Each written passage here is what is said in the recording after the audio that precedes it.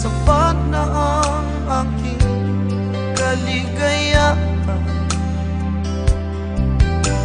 Binuhay mo sa puso kong nalulumbay,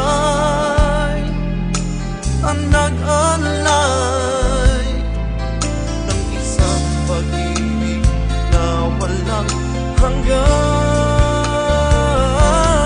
Ngayong nandito ka, puso ko'y sumilang, makulay ang buhay ko dahil sa pag-ibig mo. Lahat ay nagbago na.